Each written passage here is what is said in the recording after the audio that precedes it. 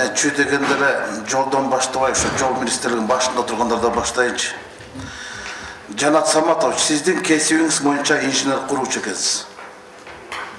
Архитектурный строительный институт бүткөн экенсиз. Сиздин биринчи орун басарыңыз Ногойбаев Жеңишбек Ашимкулович, инженер механик экен, эскиче компьютерщик, жаңыча айтишник экен. Экинчи орун басарыңыз кесиби боюнча экономист менеджмент экен. Үчүнчү орун басарыңыз инженер стажер экен да.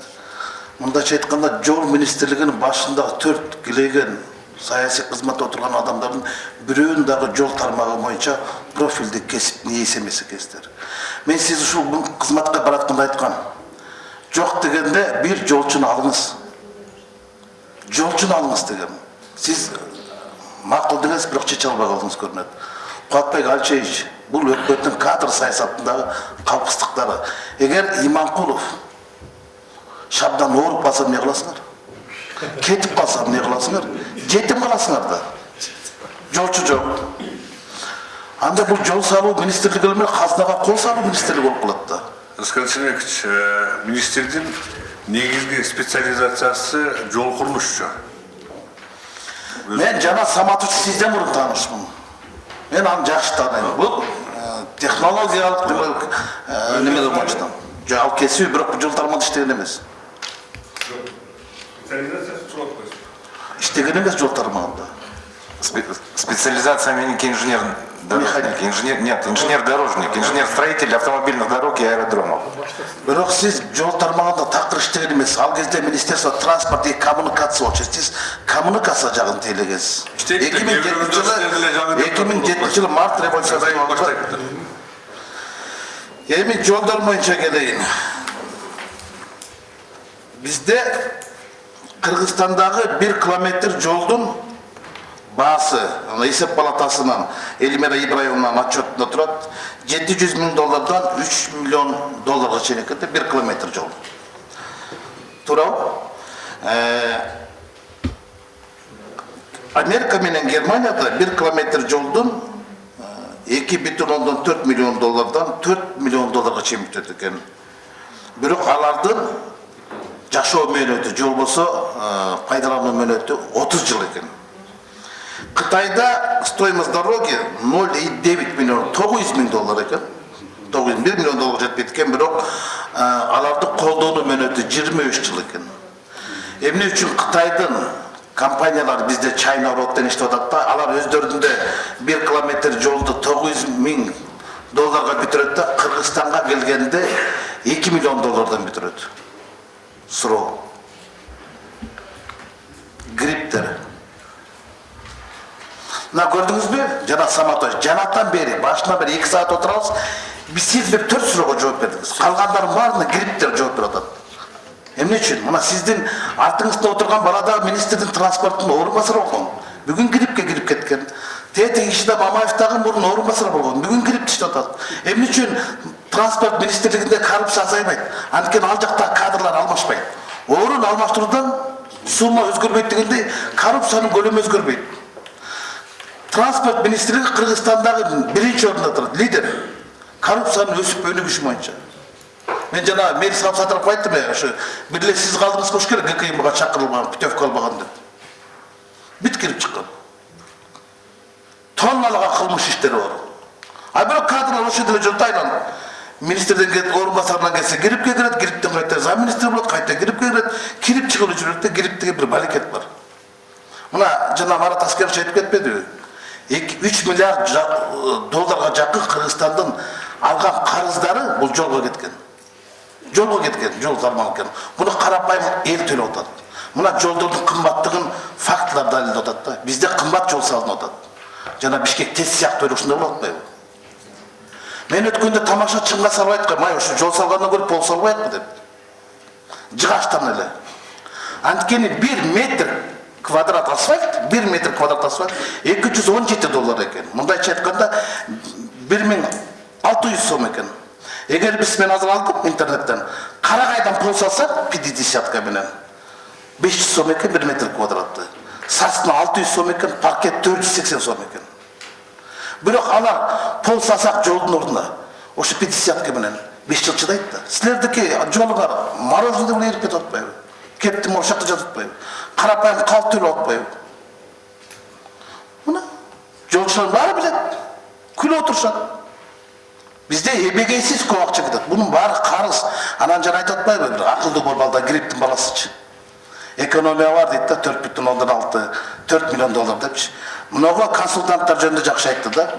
Эмне үчүн өкмөт силер өзүңөр консультант боло албайсыңар? Эмне үчүн испанская компания болуш керек? Эмне үчүн ливанская компания болуш керек? Жолдун сапаттуулугун текшерген. Бишкек Карабалта жолунан 4,6 миллион доллар бул эптисага кетет. Туурабы? Туурабы? Туура да. Алар эмне кылат? Алардын айлыгын өткөндө мен сиз менен багында сурадым, 5.000 доллар айлык алат экен. Кылган иши жок. Жол бүтөлөк, ана жол бүткөндө текшерет да. А бирок ай сайын акча жүрөт.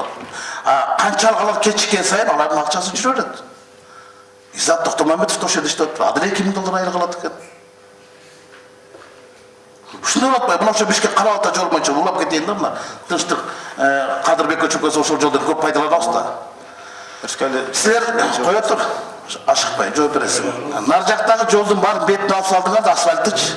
Азыр эми элдин бардыгы кызыл дыйканак булгаттап калды да. Карабалталык катталып калды. Анткени Новониколаевканын баарын үстүнө жолду алып салгансыңар да, бетин алып салды. Эми ушунун эмне кереги бар эле? Планда биш кылса болбойбу? Силер майкаңарды чечкеле көйнөк алып берип истедиңер да, жыртык майкасын ыргыттырып бердиңер байкуштун. Анан көйнөк алып бербей жылаңач калтырып койдуңар да. Азыр митип жүрөт да. Мына ошол элдин запкысын тартып атпайбы? Мейли, ашыкча акча менен салсын, бирок эл запкы тартпаш керек да. Бул жолдун дагы баасы, мына мен азыр бүт Кыргызстандагы жолдор боюнча анализ кылып чыктым да. Биздеги Ош Баткерисона 1 километр жол 737 000 доллар экен. Бишкек Балыкчы 1 километр жолдун баасы 1 миллион 599 000 доллар экен. Бишкек Карабалта 1 миллион 600 000. Эпкинди баш кылганды 1 миллион 700 000. Түндүк жок, аэропорт Манас 2 миллион экен 1 километр. Түндүк түштүктүн биринчи фазасы 2 миллион 590, 2 миллион 600 000 экен.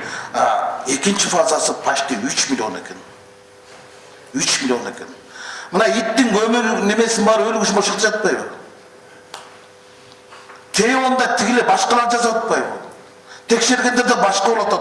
Кредит бергендерде башка. Мына Кытайдын Эксим банкынан 1 миллиард алдык жалаң жолдорго. Бир эле Чайна Роодтун үчүн НДС төлөшпөйт алар. Лоңкай төлөп атат туурабы? Лоңкай корумчу балыкчы корумдуу жолу боюнча 728 миллион сом төлөйт экен. 728 миллион сом. Ал эми Бишкек балыкчы жолу боюнча, Баткерисона жолу боюнча бүт Чайна Роод алган 4 долбоорду, 4 жолдун баарын бир да тыйын төлөбөйт экен. НДС жок берди. Булар консультантский немеде киргизип алган бардыгы. Силер айтасыңар, дүйнөлүк банктын, Айзат банктардын талабы ушундай экен, консультацион услуги деп атасыңар да айтты. Жок, Кыргызстандын талабы ушул экен, кредитти алар төлөбөйт да, биз төлөйбүз да. Ана силер 2% деп атпайсыңар, эгер но консультацион услугунун акчасын чыгарып койсок, бул 2% эмес, бул 20% да. Эл төлөйт да буну. Өкмөт төлөбөйт да. Өкмөт эмнесин төлөйт? Түкүрүк менен толтуруп төлөйбү? Жок да эчтекеси. Мына коррупциянын бардыгы каякта. Башталганда жана туура айтты Аскерович, Марат Аскерович. Транспорт жол министрлиги мындайынан чыгып калганда бардыгын эле консультанттар менен алдан гриптер чечип калган. А силер свадебный генералсыңар.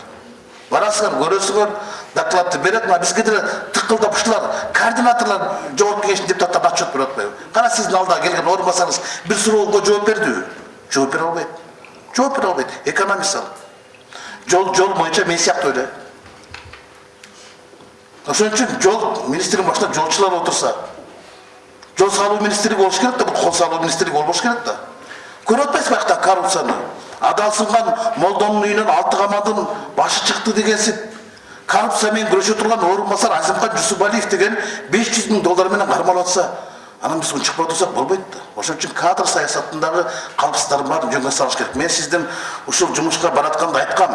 Ой, абайлаңыз, аякта минага жарыласыз деп. Минтранс деген миналар болуп калган деп. Сириянын эмесинде эле деп. Коррупциянын баары ошакта деп. Айтыңыздарчы, ДДХ мурунку башчысы каякта? Шабдан байке. Арстамек Ибраев каякта азыр? Билбейт экенмин азыр аякта. Америкада турабы? Болсо керек. Мына айтат, эми айтат, качып кеткен. 35 миллион беле жанагы Актал чаттын көпүрө ошолдо болчу да турабы? Туурабы? Мына башыңа тийип атасыңар. Аны качырып жибердиңер. Ушинтип алып эле качып берсе болобу? Мурунку канча транспорт министри качып кетти жоопкерчиликтен. А эл төлөп атпайбы акчанын бардыгын? Бир министр барбы? Ушу жол тармагы министр түрмөдө отурган. Бүт эле развод кылып кетпеди. Сотко жетпеген ишти бар, соода менен бүткөн ишти. Иш козголгонун угабыз, анан иш токтогонун угабыз. Москвада жүрүптүр дейт, азыр тойлордо жүрүптүр дейт. Ошон үчүн бул тармакта Жанат Саматович аябай көп нерселер бар. Мына эми сиз бир ай эле болду да иштегениңизгечи. Бирок мына жолдордун паспортторду жазып атпайсыздар. Азыр мына бюджетиңерди карадым да 9 миллион сом ушу жолдорго паспорт алып берсечи, бул Жамшитбек Калилович баштаган иш болчу да.